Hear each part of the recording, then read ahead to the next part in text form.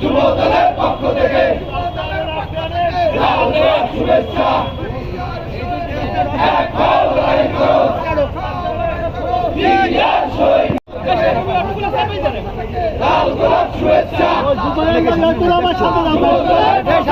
যুবদলের পক্ষ থেকে খুশির দিন, প্রতিষ্ঠারই সারা দিন, বাংলাদেশের খুশির দিন।